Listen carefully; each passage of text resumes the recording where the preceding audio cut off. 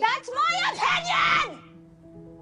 Hello and welcome back to my channel. If this is your first time, thank you for stopping by. So today I'm gonna do another podcast, and I want to talk about something very random which has just been on my mind for a couple of weeks, I'd say. And I've been trying to find a video similar to what I want to talk about online, and I can't really find it. So what do? I've made a video about the same thing that I want to talk about. So I'm going to talk about three very different artists, and as you can tell, it's Doja Cat, Lizzo, and Lil Nas X. So the reason I'm even talking about them in the first place is because they've been releasing music back to back, kind of in the same space as each other. I doubt it's intentional, it's simply coincidental. However, I've realized that the way that they promote themselves and the way that the general public relates to them is very different. And if you're wondering why I chose the three of them and not Miley Cyrus or Offset or Nicki Minaj or any other artist, it's because they have a very relatable type of marketing. Their persona is that whole relatable thing. Oh my God, I'm just like you. I'm just a celebrity with more money, more fame, and talent, of course.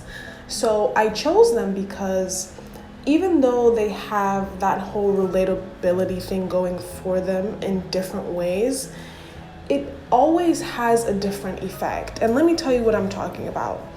For one, Doja Cat has had her own controversy.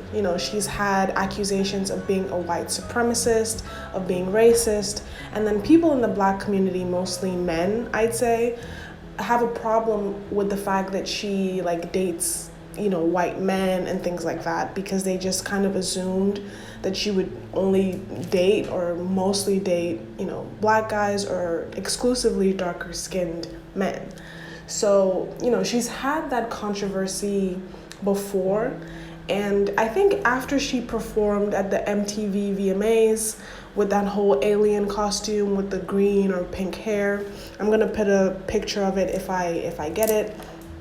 After that, she's kind of evolved and become the artist that everybody wants to see.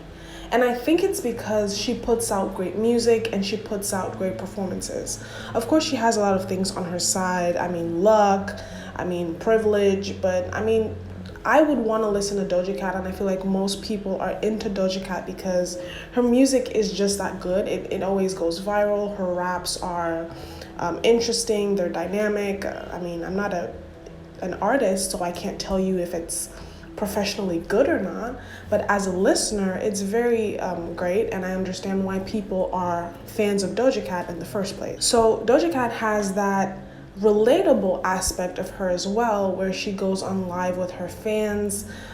She posts funny videos, she makes videos on TikTok, and she's just as relatable as it gets when it comes to being, should I say, an A-list celebrity. And I've realized that there's a very positive response when it comes to Doja Cat.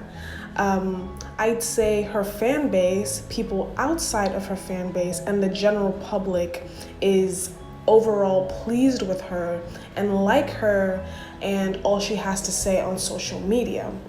On the other hand, with someone like Lil Nas X, I would say he's on the outskirts of that. So he's also similar to Doja Cat, as in he's had controversy, mostly for disrespecting the Christian religion and just being offensive to the religion, period.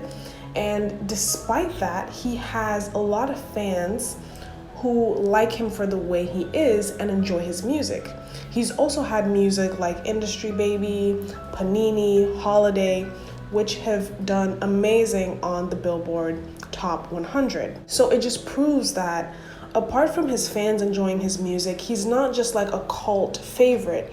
The general public, whether or not they like his live performances, whether or not they like his political views, whether or not they like the fact that he's gay or not, he puts out music that people play and people like. So when he does controversial stuff on social media, from his posts to trolling on Twitter to YouTube. And he has a lot of videos on YouTube where he's literally just being a meme version of himself, but he, the creator, is making the memes. So he's in that similar bubble of Doja Cat, but he's incorporated that into his marketing to help sell his music. And he supplements that with music that actually, hits, people enjoy it. And then further on the outskirts of that is Lizzo. And I feel like Lizzo is missing out on two very important elements. For one, Lizzo has also had her controversy, but her controversy is now becoming her identity. And I think the reason why that is because, number one, she's not really active on social media in the right way. Lizzo is not, an influencer. She's a musician. She's a talented player of the flute.